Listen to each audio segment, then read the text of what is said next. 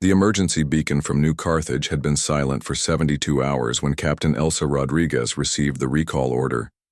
Her deep space patrol vessel, the Defiant, was 3 systems away when the transmission came through.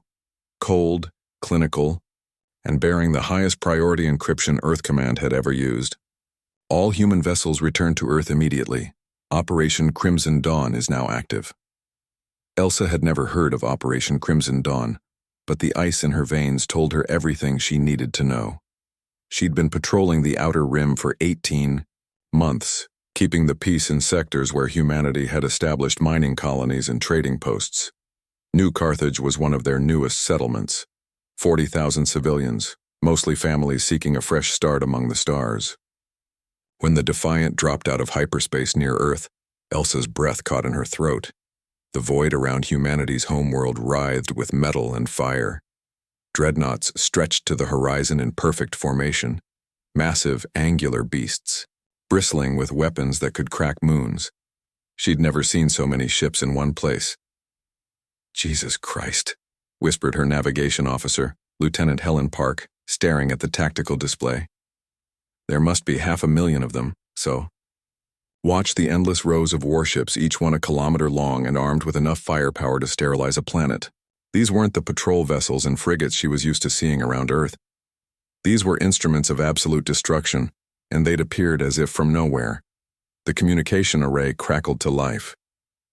"Captain Rodriguez, report to Fleet Command immediately upon docking. Priority 1. 3 hours later, Elsa stood in the briefing room aboard the command station, surrounded by hundreds of other ship captains.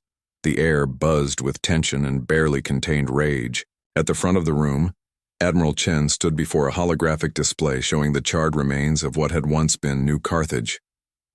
72 hours ago, the Admiral began, his voice carrying the weight of judgment. The Caltheran Empire dispatched a battle fleet to our colony at New Carthage. They issued no warnings, made no demands. They simply arrived and began orbital bombardment. The hologram shifted, showing surveillance footage from the colony's final moments. Elsa watched in horror as energy beams rained down from space, turning homes into ash and families into memory. Children's playgrounds became craters. The hospital where Helen's sister worked as a nurse was vaporized in seconds. 43,712 human lives were lost, Admiral Chen continued. The Caltharans left no survivors. When we attempted diplomatic contact, they sent a single response. Humanity is a disease that spreads too far. This is our cure. A growl rippled through the assembled captains. Elsa felt her hands clench into fists. For decades, we've played by the Galactic Council's rules, the Admiral said. We've been patient, diplomatic, reasonable.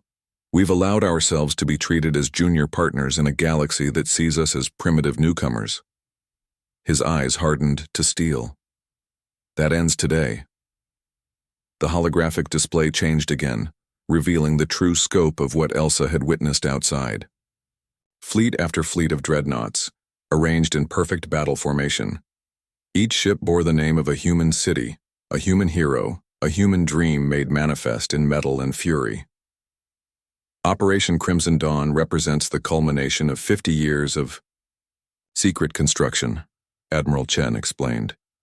Every asteroid mining operation, every deep space industrial platform, every research station in empty space, all of it has been building toward this moment. 500,000 dreadnoughts, each one crewed by our finest warriors, and armed with weapons that make Caltheran battleships look like toys.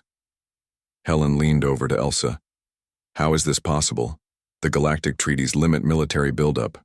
Admiral Chen seemed to hear her whisper. The treaties limit military vessels within recognized space lanes and council territory. They say nothing about what we build in the dark between stars, in systems so remote that council sensors have never found them. While the galaxy saw humanity as peaceful traders and explorers, we were preparing for the day someone would test our resolve. The display zoomed in on Caltheran space. Dozens of worlds, hundreds of military installations, a civilization that had dominated its region for millennia through fear and superior firepower.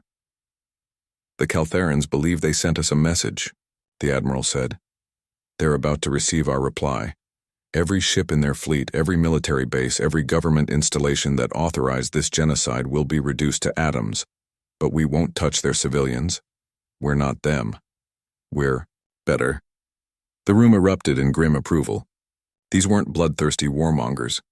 They were people pushed beyond their breaking point, driven by the memory of 40,000 innocent voices silenced forever. Captain Rodriguez, the Admiral called out. Your patrol logs show you've had contact with Caltharan forces before. I'm assigning you to Battle Group 7. You'll help coordinate the assault on their forward bases. Understood, sir, Elsa replied, her voice steady despite the fire burning in her chest. As the briefing ended and captains began filing out to their ships, Helen caught Elsa's arm. 500,000 dreadnoughts, she said quietly. The galaxy is going to realize they've been sleeping next to a dragon. Elsa looked through the observation deck at the endless fleet surrounding Earth. Each ship represented humanity's quiet determination. Their patience turned to steel. Their diplomacy forged into weapons. The galaxy had mistaken their restraint for weakness. Let them learn, she said. Let them all learn what happens when you burn human children. The fleet began to move. 500,000 points of light carrying humanity's answer into the dark. The Caltharans had wanted to deliver a message about human weakness. They were about to discover they'd made a grave miscalculation.